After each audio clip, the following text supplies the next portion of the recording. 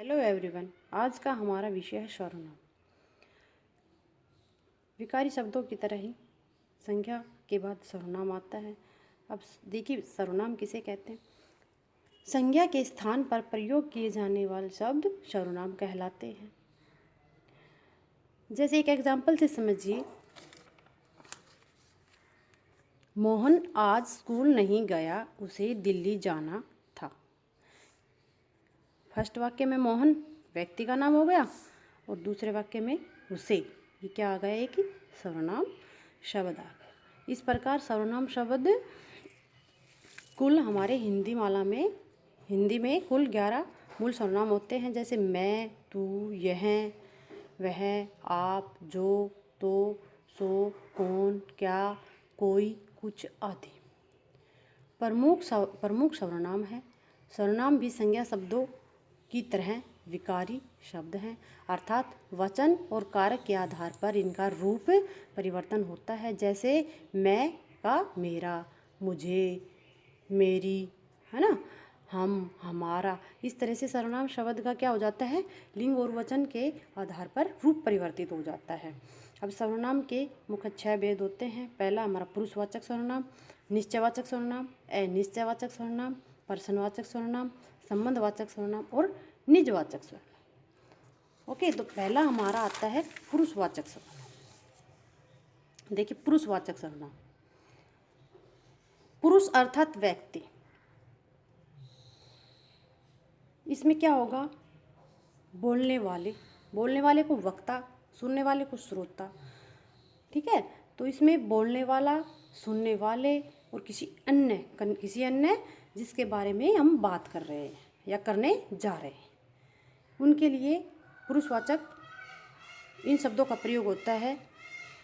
जैसे कैसे, वह, हम, तुम्हें, इस तरह से क्या कहलाएंगे, पुरुषवाचक सर्वनाम शब्द कहलाएंगे। पुरुषवाचक वे सर्वनाम शब्द जो बोलने वाले, सुनने वाले तथा किसी अन्य व्यक्ति का बोध कराते हों, उन्हें पुरुषवाचक सर्वनाम कहते हैं। इसके 3 भेद होते हैं, उत्तम पुरुष, मध्यम पुरुष और अन्य पुरुष।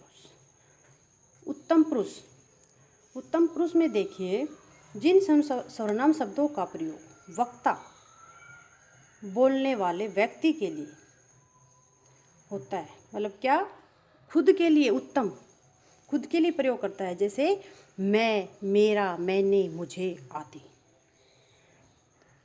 मध्यम पुरुष, इसमें श्रोता और पाठक जिन सर्वनामों का प्रयोग होता है, जिन सर्वनाम शब्दों का प्रयोग होता है, वे मध्यम पुरुषवाचक सर्वनाम कहलाते हैं। जैसे तुम, तुमने, आप, आपका। इसमें एक बात देखिए कि तुम और तुमने हम उम्र या छोटों के लिए प्रयोग होता है, और जो आप या आपका अपने से बड़ों के लिए प्रयोग किया जाता है।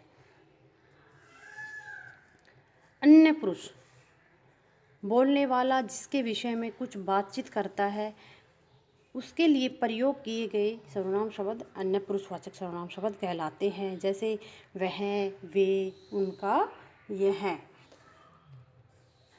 एग्जाम्पल देखिए कि वह कल विद्यालय नहीं गया। क्या, वह में किसी अन्य के बारे में बात हो रही है ना इसमें। अब देखिए आगे हमारा दूसरा है निश्चयवाचक सर्वनाम। निश्चय, वाक्य में यह तथा इसे शब्द एक निश्चित वस्तु अथवा व्यक्ति की ओर संकेत कर रहे होते हैं। इसमें क्या होगा कि यह, वह, इसे, वे, तो इस प्रकार एक निश्चित वस्तु की ओर संकेत कर रहे होंगे। तो इस प्रकार हम क्या कह सकते हैं, जो सर्वनाम शब्द किसी निकट अथवा दूर की वस्तु या व्यक्ति का निश्चित बोध कराते हैं, उन्हें निश्चयवाचक सर्वनाम कहते हैं।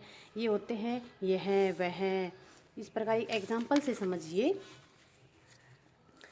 यह मेरी पुस्तक है, मतलब क्या, निश्चय कि मतलब उसको पक्का पता है कि यह किसकी पुस्तक है, मेरी पुस्तक है। तो इसमें यह सर्वनाम शब्द आ गया। वह मेरी कमीज है, जो कमीज रखी है वह किसकी है, मेरी है। ओके, नेक्स्ट देखिए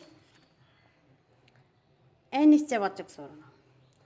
अनिश्चयवाचक सर्वनाम में क्या है कि मतलब कोई वस्तु या कोई चीज़, कोई व्यक्ति हो भी सकता है और नहीं भी हो सकता है। इसमें हम किन शब्दों का प्रयोग करते हैं? कुछ, कोई, कोई ना कोई, बहुत कुछ, कितना, मतलब इस तरह के सर्वनाम शब्दों का प्रयोग करते हैं। जैसे अनिश्चित सर्वनामवाचक सर्वनाम, जिन सर्वनाम शब्दों से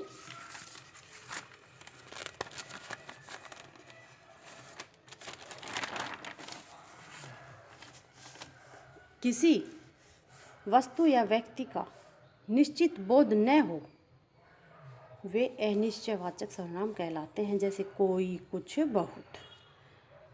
एग्जाम्पल देखिए, एक बाहर देखो कोई खड़ा है। क्या है कि बाहर देखो कोई खड़ा भी हो सकता है और नहीं भी हो सकता। कुछ खाने को चाहिए, खाने को दो, मैं कुछ खा भी सकता हूँ और नहीं। तो इस प्रकार क्या सर्वनाम शब्द मिलेंगे आपको? कोई, कुछ, बहुत, कोई ना कोई, इस प्रकार सर्वनाम शब्द मिलेंगे आपको। आगे देखिए प्रश्नवाचक सर्वनाम।